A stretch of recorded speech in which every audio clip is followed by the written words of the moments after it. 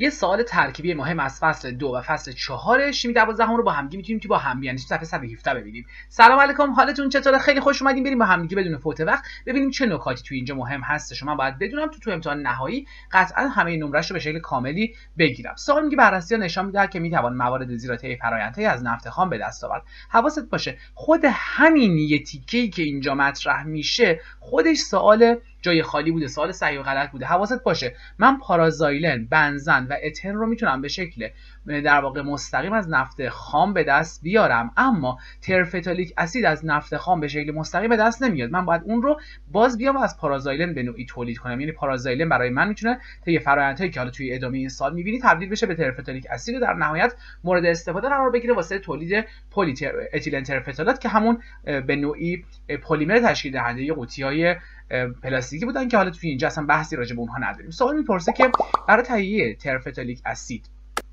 از پارازایلن چه تغییری باید در ساختار پارازایلن ایجاد بشه؟ منو ببین، این ساختار حلقه بنزنی که در واقع هیچ تغییر خاصی نکرده. تنها تغییری که در نهایت من دارم اینجا میبینم اینه که این کربنی که اینجا بوده برای من شده در نهایت به COOH تبدیل شده. پس عملا چیزی که من اینجا میتونم ببینم این هستش که برای من گروه متیل برای من در ساختار پارازایلن تبدیل شده به یک گروه در واقع عاملی دیگه به نام به شکل گروه عاملی کربوکسیل. پس گروه عاملی کربوکسیل، پس گروه در واقع متیل به گروه عاملی کربوکسیل تغییر پیدا کرده و این تغییر میتونه واسه من نشون دهنده به نوعی اون جابجایی که مد نظر من باشه. سوال گفته که خب حالا این تغییری که داره صورت میگیره، این کربنای ستاره داری که اینجا واسه مشخص کردم، به من میگه عدد اکسیدش چنده.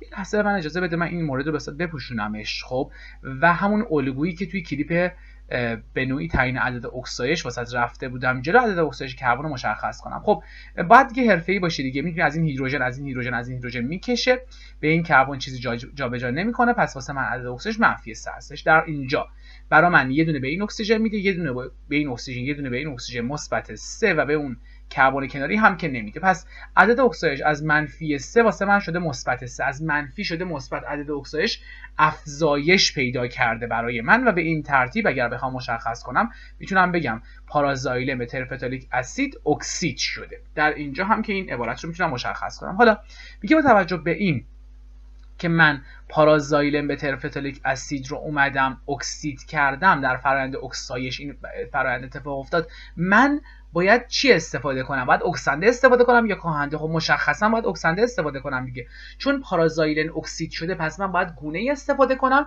که باعث اکسایش پارازایلن بشه. پس نیاز به یک اکسنده دارم.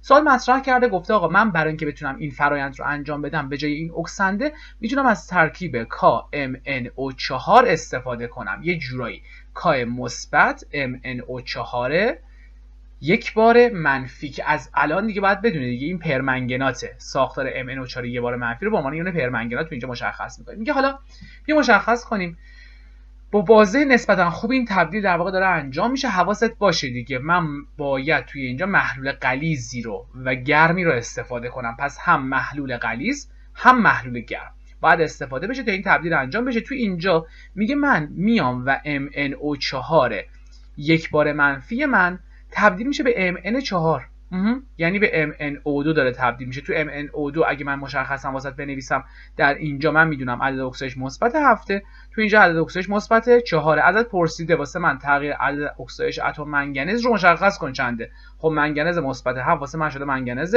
-4. پس عملا از -7 تا -4 3 واحد در نهایت تغییر عدد اکسایش برای من در اینجا خواهد بود که خب مشخصه دیگه در اینجا عدد اکسایش کاهش پیدا کرده. خود گونه هستش که کاهش پیدا کرده، پس به عنوان یه عامل اکسنده میتونه مورد استفاده قرار بگیره. حالا سوال مهمی که اینجا معمولا پرسیده میشه این قسمته، بالاخره به من بگو انرژی فعالسازی این واکنش که میخوام در حضور KMnO4 در نهایت استفاده کنم برام انرژی فعالسازیش کمه یا زیاده؟ میگم ببین یه لحظه، من دارم میام برای انجام این واکنش یه محلول غلیظ و گرم استفاده میکنم، پس حتما انرژی فعالسازی این واکنش زیاد بوده که برای انجام نیازمند به محلول گرم و غلیظ اکسنده هستش. پس میگم چون محلول گرم و غلیظی از اکسنده استفاده میشه، پس منطقاً انرژی فعالسازی این واکنش زیاد بوده که اون به نوعی گرم و غلیظ بودن باعث میشه اون انرژی فعالسازی رو به این ترتیب برای من